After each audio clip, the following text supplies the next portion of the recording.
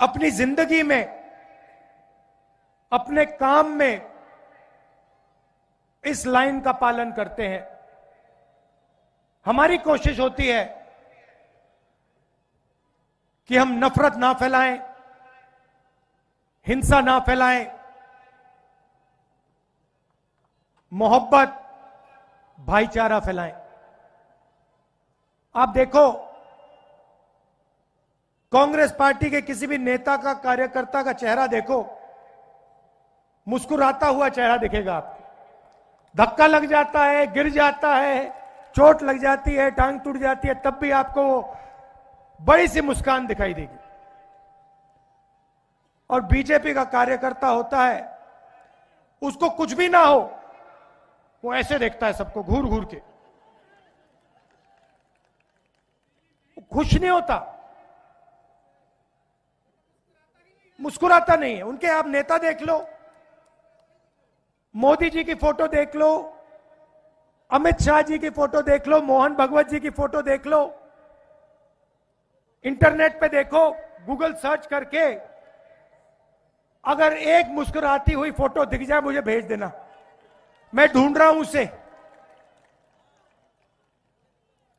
गुस्से में रहते हैं। जब हमने ये यात्रा पूरी की, पता लगा कि हिंदुस्तान का डीएनए मोहब्बत का डीएनए है। ये नफरत, इसमें नफरत है ही नहीं, इस देश में नफरत है ही नहीं। तो एक सवाल उठा, ये जो बीजेपी के लोग नफरत फैला रहे हैं, हिंसा फैला रहे हैं, लोगों को लड़ा रहे हैं, इसका कारण क्या है? ये हो क्यों रहा है? और लाखों लोगों से मैंने सवाल पूछा, किसानों से, मजदूरों से, युवाओं से, और यात्रा में बात समझ आई कि इस देश में गरीबों के खिलाफ, किसानों के खिलाफ, मजदूरों के खिलाफ, छोटे व्यापारियों के खिलाफ हर रोज अन्याय होता है। और जिस समाज में अन्याय होता है, उस समाज में नफरत होगी, हिंसा होगी। बहुत सारे लोगों ने हमें कहा कि देखिए, साउथ से नॉर्थ आप चले, मगर बहुत सारे ऐसे प्रदेश हैं जहां आप गए नहीं।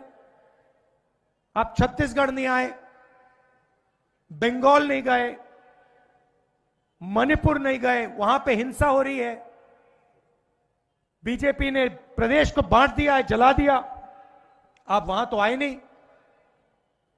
तो आपने कन्याकुमारी से कश्मीर मोहब्बत की दुकानें खोली, मगर मणिपुर से महाराष्ट्र अभी बचा हुआ है।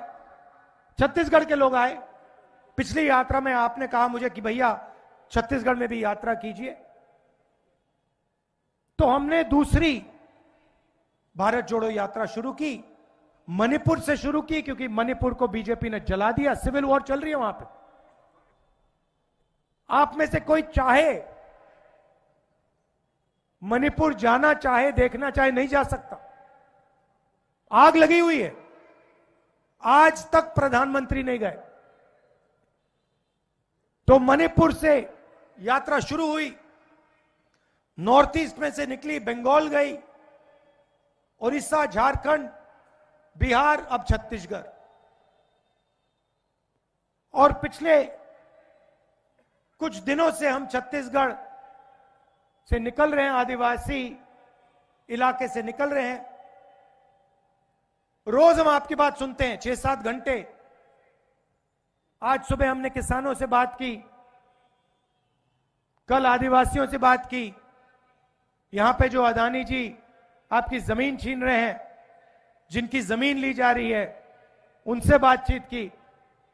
जो आपके दिल में डर है, कठिनाइयां हैं, वो हम सुनने आए हैं।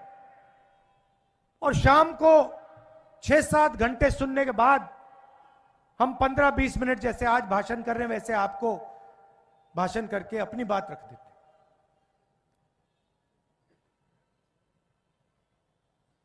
तो दो तरीके के अन्याय हो रहे हैं, 5 अन्याय हैं मगर 2 सबसे बड़े अन्याय हैं। एक है आर्थिक अन्याय और दूसरा है सामाजिक अन्याय। आर्थिक अन्याय में बेरोजगारी फैल रही है। 40 साल से सबसे ज्यादा बेरोजगारी आज है हिंदुस्तान में। हो क्या रहा है कि बड़े अरबपति चाइना का माल हिंदुस्तान में बेच रहे हैं। आप देखिए, शर्ट के पीछे देखिए, पैंट के नीचे देखिए, मोबाइल फोन के पीछे देखिए, मेड इन चाइना आपको दिखेगा। मेड इन चाइना जब फोन बनता है उसमें से हिंदुस्तान के युवा को रोजगार मिलता है क्या? नहीं मिलता।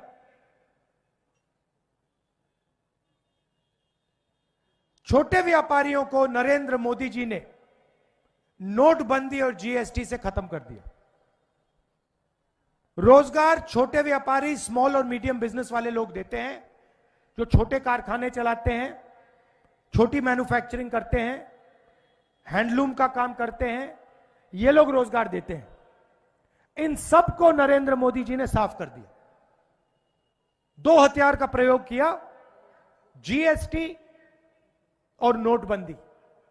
और आप किसी से पूछ लीजिए, अंबानी अदानी को छोड़िए और किसी से पूछिए, आपको बताएंगे कि भैया नोटबंदी ने, जीएसटी ने हमें बर्बाद कर दिया। महंगाई तो बढ़ती जा रही है, वो आप सबको दिख रहा है। किसानों को जो मिलना चाहिए वो नहीं मिल रहा है। आज किसान दिल्ली की ओर चले जा रहे हैं, पैदल जा रहे हैं, उनको रोका जा रहा है, उन पे टीयर गैस चलाई जा रही है, उनको जेल में भरा जा रहा है। और वो क्या कह रहे हैं? सिर्फ ये कह रहे हैं कि हमारी मेहनत का फल हमें मिलना चाहिए। स्वामीनाथन जी को बीजेपी की सरकार ने भारत रत्न दिया, मगर जिस चीज के लिए स्वामीनाथन जी ने अपनी जिंदगी दी, हिंदुस्तान के किसानों के लिए जो उन्होंने मेहनत की, जो स्वामीनाथन जी ने कहा, उसको करने के लिए तैयार नहीं है। इसका क्या मतलब है? स्वामीनाथन जी ने अपनी रिपोर्ट में साफ कहा है कि किसानों को लीगल राइट एमएसपी की मिलनी चाहिए। वो बीजेपी की सरकार नहीं कर रही है। तो मैं आपको यहां जो खारगे जी ने कहा उसको दोहराना चाहता हूं कि इंडिया की सरकार आएगी तो हम एमएसपी की गारंटी हिंदुस्तान के किसानों को देंगे। जो स्वामीनाथन रिपोर्ट में लिखा है वो हम पूरा करके आपको दे देंगे। और ये हमारी शुरुआत है। हमारा मैनिफेस्टो बन रहा है, उसमें हमारा डिस्कशन चल रहा है। ये हमने आपको सिर्फ पहली बात बोली है। इसके आगे भी हम अपने मैनिफेस्टो में किसानों के लिए, मजदूरों के लिए काम करने जा रहे हैं। दूसरी बात सामाजिक न्याय की है। मैं आपसे अगर सवाल पूछूं, इस देश में कितने पिछड़े लोग हैं, आप बता सकते हो? कोई मुझे बता सकता है कि पिछड़ों की इस देश में कितनी आबादी है? बताइए। 50%। मतलब हिंदुस्तान में 2 व्यक्तियों में से 1 पिछड़े वर्ग का है। बहुत गहरी बात बोली है मैंने। आधी आबादी पिछड़े वर्ग की है।